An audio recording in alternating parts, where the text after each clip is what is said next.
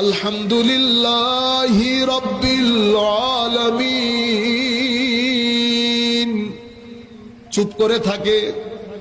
আল্লাহর আওয়াজ। অনেক মানুষ পৃথিবীর জমিনে আল্লাহ সৃষ্টি করছে, যাদেরকে আল্লাহ কান দিয়েছেন তারা কান দিয়ে ওই আওয়াজটাও শুনে। আর রহমানির রহিম। চুপ করে থাকো, আমার আল্লাহর জবাব আসে, মালিকি ইয়াউমিদ্দিন। এই নামাজ যখন হয়, হাদিসে পাকের ভাষ্য মতে এটা নামাজ না, এটা মেরাজ হয়। আল্লাহ আর বান্দার মাঝে আজীব এক সাক্ষাৎ। আল্লামা ইকবাল বলছেন, আজা আজল সে তেরি ইश्क का एक तराना बनी, नमाज तेरे नजर का एक बहाना बनी।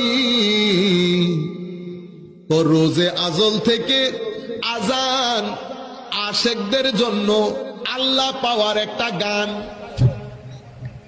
আর নামাজ আশেকদের জন্য আল্লাহর সাথে সাক্ষাৎ করার একটা বাহানা মাত্র।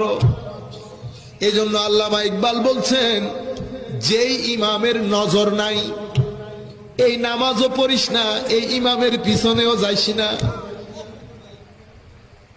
তেরে ইমাম বে নজর, তেরে নমাজ বে আসর, ऐसे नमाज से गुजर, ऐसे इमाम से गुजर।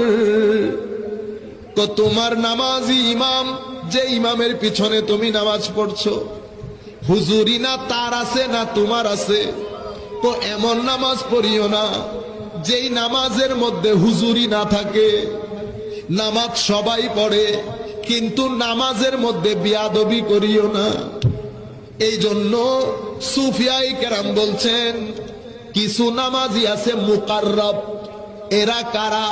তো এরা যখন যায় নামাজের মধ্যে থেকে আল্লাহু আকবার বলে, এই ব্যক্তিও নামাজে, এই ব্যক্তির ভিতরও নামাজে, মনও নামাজে।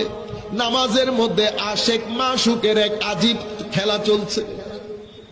এই নামাজ ওই ব্যক্তিকে প্রত্যেক দিন একটু একটু করে আল্লাহর নৈকট্যে নিয়ে যায়। আল্লাহ তাকে নিজের বন্ধু হিসেবে গ্রহণ করে। আর কিছু নামাজিকে বলে নামাজি মুফলেহ, এরা সফল, এরা সাকসেস। কিরকম? কোরআনে পাকের মধ্যে আমার আল্লাহ বলছেন, কদ আফলাহাল মুমিনুন আল্লাযীনা হুম ফি সালাতিহিম খাশিউন। ওই নামাজি সফল, যেই নামাজির নামাজের মধ্যে খুশু এবং খুদু আছে। খুশু খুদু মানে কি? অর্থাৎ নামাজের মধ্যে ওই ব্যক্তি আছে, নামাজের বাইরে যায় না। এটা হচ্ছে সফল নামাজ।